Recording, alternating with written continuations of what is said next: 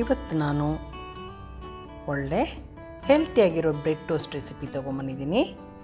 ನೋಡ್ತಾ ಇದ್ದೀರಲ್ಲ, ಇದು ತುಂಬ ಹೆಲ್ತಿಗೂ ಚೆನ್ನಾಗಿರುತ್ತೆ, ಹೈ ಪ್ರೋಟೀನ್ ಕೂಡ. Hi everyone, welcome to Hema's office and kitchen. ಮೊದಲಿಗೆ ನಾನು ಒಂದು ಮಿಕ್ಸಿಂಗ್ ಬೌಲ್ ತೊಗೊಂಡು ಅದಕ್ಕೆ 1 ಕಪ್ಪಷ್ಟು ಕಡಲೆ ಹಿಟ್ಟು ಹಾಕ್ಕೊಳ್ತಾ ಇದ್ದೀನಿ.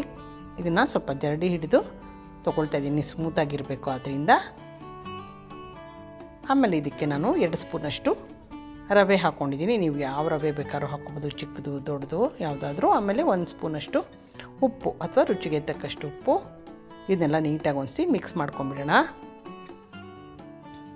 ಇದನ್ನು ಮಿಕ್ಸ್ ಮಾಡ್ಕೊಂಡ್ಮೇಲೆ ನಾನು ಒಂದು ಸ್ವಲ್ಪ ಪೆಪ್ಪರ್ ಪೌಡರ್, ಆರೆಗ್ಯಾನೋ ಇದ್ದರೆ ಹಾಕ್ಕೊಳ್ಳಿ. ಆಮೇಲೆ ಚಿಲ್ಲಿ ಫ್ಲೇಕ್ಸ್, ನೀವು ಚಾಟ್ ಮಸಾಲ ಬೇಕಾದ್ರೂ ಇದಕ್ಕೆ ಹಾಕೋಬೋದು.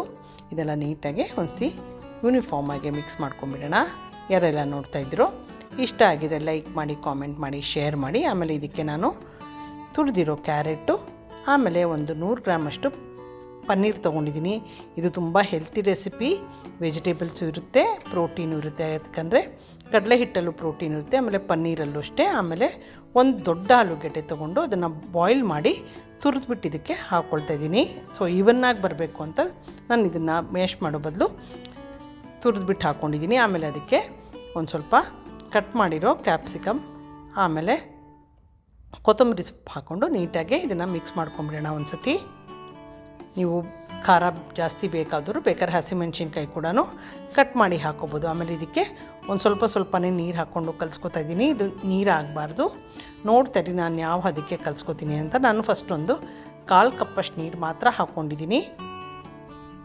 ಅದರಲ್ಲೂ ಒಂದು ಸ್ವಲ್ಪ ಉಳಿಸ್ಕೊಂಡಿದ್ದೆ ನೋಡಿ. ಇವಾಗ ಇನ್ನೊಂದು ಸ್ವಲ್ಪ ಹಾಕ್ಕೊಂಡು ಸ್ವಲ್ಪ ಗಟ್ಟಿ ಅನ್ನಿಸೋ ಆವಾಗ ನೋಡಿ ಅದನ್ನು ನೀಟಾಗಿ ಸ್ಪ್ರೆಡ್ ಮಾಡಬೇಕು. ಆ ಥರ ಮಾಡ್ಕೋಬೇಕಾಗುತ್ತೆ. ಯಾರೆಲ್ಲ ನೋಡ್ತಾಯಿದ್ರು subscribe to Hema's office and kitchen. ನೀವೆಲ್ಲ ಸಪೋರ್ಟ್ ಮಾಡಿದೆನು ಇದೇ ಥರ ಹೊಸ ರೆಸಿಪಿ, ಹೆಲ್ತಿಯಾಗಿರೋ ರೆಸಿಪಿ ತೊಗೊಂಬರ್ತೀನಿ. ಇದನ್ನು ಒಂದು 5 ನಿಮಿಷ ಈ ಥರನೇ ನೆನೆಯೋಕ್ಕೆ ಬಿಡೋಣ. ಯಾಕಂದರೆ ರವೆ ಹಾಕಿರೋದ್ರಿಂದ ಅದು ಸ್ವಲ್ಪ ನೀರು ಅಬ್ಸರ್ವ್ ಮಾಡ್ಕೊಳ್ಳುತ್ತೆ. ನೋಡಿ ಇವಾಗ ನೋಡಿ ಈ ಕನ್ಸಿಸ್ಟೆನ್ಸಿನಿಂದ ಆಗಿದೆ. ಇವಾಗ ನಾನು ಒಂದು ಬ್ರೆಡ್ ಪೀಸ್ ತೊಗೊಂಡು ಅದಕ್ಕೆ ಈಗ ಮಾಡಿಟ್ಟಿರೋ ಮಿಕ್ಸ್ಚರ್ನ ಹಾಕ್ಕೊಂಡು ನೀಟಾಗಿ ಒಂದು ಲೇಯರ್ ಮಾಡ್ಕೊತಾ ಇದ್ದೀನಿ. ನಾನು ಈಗ ನಾನೊಂದು 5-6 ಬ್ರೆಡ್ ಸ್ಲೈಸ್ ತೊಗೊಂಡಿದ್ದೆ. ಅದಕ್ಕೆ ಇದೇ ಥರ ಎಲ್ಲ ಬ್ರೆಡ್ ಸ್ಲೈಸ್ ಮೇಲೂ ಈ ಥರ ಹಾಕ್ಕೊಂಡಿದ್ದೀನಿ. ಒಂದೊಂದು ಲೇಯರ್ ಫುಲ್ಲು ಹಾಕ್ಕೊಂಬಿಡಿ. ತುಂಬ ಹೆಲ್ತಿ ರೆಸಿಪಿ, ಬ್ರೆಡ್ ರೆಸಿಪಿ. ಬ್ರೇಕ್ಫಾಸ್ಟ್ಗೆ, ಸ್ನ್ಯಾಕ್ಸ್ಗೆ ಯಾವಾಗ ಬೇಕಾದ್ರೂ ತಿನ್ಕೋಬೋದು. ನೋಡಿ ನಾನು ಹೇಳಿದ್ದಲ್ಲ 5 ಸ್ಲೈಸ್ ಆಗಿತ್ತು. ಇದು 1 ಸ್ಲೈಸ್ ತಿಂದ್ರೇ ತುಂಬ, 2 ಸ್ಲೈಸ್ ತಿಂದರೆ ಹೊಟ್ಟೆ ತುಂಬೋಗುತ್ತೆ. ಮಕ್ಕಳಿಗೆ ಲಂಚ್ ಬಾಕ್ಸ್ಗೇನೋ ಕೊಟ್ಟು ಕಳಿಸ್ಬೋದು. ಯಾಕಂದರೆ ತುಂಬ ಹೆಲ್ತಿ ಅಲ್ವಾ. ಆಮೇಲೆ ನೀವು ಮಾಡೋದಕ್ಕೂ ತುಂಬ ಏನು ಟೈಮ್ ಆಗೋಲ್ಲ. ಆಮೇಲೆ ಒಂದು ಪ್ಯಾನ್ನ ಕಾಯಿಸ್ಕೊಳೋದಕ್ಕೆ ಬೆಣ್ಣೆ ಹಾಕ್ಕೊಂಡು ಬ್ರೆಡ್ ಮಾಡಿಟ್ಕೊಂಡಿದ್ದೀವಲ್ಲ ಅದನ್ನು ಯಾವ ಭಾಗ ನಾವು ಮಿಕ್ಸ್ಚರ್ ಹಾಕ್ಕೊಂಡಿದ್ದೀವೋ ಅದೇ ಕಡೆನೇ ಅದನ್ನು ತಿರುಗಿಸಿ ಹಾಕ್ಕೊಂಡು ಇದನ್ನು ಮಧ್ಯಮ ಊರಿನಲ್ಲಿ ಬೇಯಿಸ್ಕೊಳ್ಳಿ. ಆಮೇಲೆ ಇನ್ನೊಂದು ಸೈಡು ಇದೇ ಥರ ಸ್ಪ್ರೆಡ್ ಮಾಡ್ಕೊತಾ ಇದ್ದೀನಿ. ಇವನ್ನಾಗಿ ಸ್ಪ್ರೆಡ್ ಮಾಡ್ಕೊಳ್ಳಿ. ಸ್ಪ್ರೆಡ್ ಮಾಡ್ಕೊಂಡ್ಮೇಲೆ ನಾನು ಮೇಲ್ಗಡೆನೂ ಒಂದು ಸ್ವಲ್ಪ ಬೆಣ್ಣೆ ಹಾಕ್ಕೊಂಡಿದ್ದನ್ನು ಹೇಳಿದ್ನಲ್ಲ, ಮಕ್ಕಳಿಗಂತೂ ತುಂಬ ಹೆಲ್ತಿ ರೆಸಿಪಿ ಇದು. ನೀವು ಲಂಚ್ ಬಾಕ್ಸ್ಗೆ ಈಗ ಮಕ್ಕಳು ಸ್ಕೂಲ್ ಶುರು ಆಗುತ್ತಲ್ಲ ಕಟ್ಕೊಳಿಸ್ಬೋದು, ತುಂಬ ಚೆನ್ನಾಗಿರುತ್ತೆ.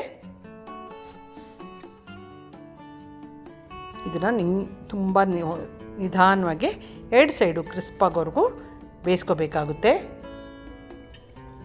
ನೋಡಿ ಈ ಥರ brown colour, light brown colour ಆ ಕಡೆನೂ, ಅಂದರೆ ಸುಡಬಾರ್ದು. ನೋಡಿ ಇದೇ ಥರ ಇರಬೇಕು. ತುಂಬ ಚೆನ್ನಾಗಿರುತ್ತೆ. ಈ ಥರ ಮಾಡಿ ನೋಡಿ ನೀವು. ನೋಡಿ ಅದೇ ಥರ ನಿಧಾನಕ್ಕೆ ಒಂದೊಂದು ಕಡೆನೇ ತಿರುಗಿಸ್ತಾ ಬೇಯಿಸ್ಕೊಂಡು ಇದನ್ನು ಎತ್ತಿಟ್ಕೊಂಡಿದ್ದೀನಿ. ಅದೇ ಥರ ಇನ್ನೊಂದು ಮಾಡೋದು ತೋರಿಸ್ತಾ ಇದ್ದೀನಿ ನಿಮಗೆ. ನೋಡಿ ಯಾವಾಗ ನಾವು ಯಾವ ಮಿಕ್ಸ್ ಹಾಕ್ಕೊಂಡಿರ್ತೀವೋ ಅದನ್ನೇ ತಿರುಗಿಸ್ಬಿಟ್ಟು ನಾವು ಪ್ಯಾನ್ ಮೇಲೆ ಹಾಕ್ಕೋಬೇಕು. ಆಮೇಲೆ ಇನ್ನೊಂದು ಲೇಯರು ಹಿಂಭಾಗ ಇನ್ನೊಂದು ಲೇಯರ್ ಮಾಡಿಟ್ಕೊಂಡಿರೋ ಮಿಶ್ರಣನ ಹಾಕ್ಕೊಂಡು ಮೇಲೆ ಬೆಣ್ಣೆ ಹಾಕ್ಕೊಂಡು ಇದನ್ನು 2 ಕಡೆನೂ ನಿಧಾನಕ್ಕೆ ಬೇಯಿಸ್ಕೋಬೇಕಾಗುತ್ತೆ. ಕ್ರಿಸ್ಪ್ ಆಗೋವರೆಗೂ ಬೇಯಿಸ್ಕೋಬೇಕು. ನೋಡಿ ಈಗ ತುಂಬ ಹೆಲ್ತಿಯಾಗಿರೋ ಸ್ನ್ಯಾಕ್ ರೆಸಿಪಿ ರೆಡಿಯಾಗಿದೆ. ಇದು ಲಂಚ್ ಬಾಕ್ಸ್ಗೂ ಕೊಟ್ಟು ಕಳಿಸ್ಬೋದು.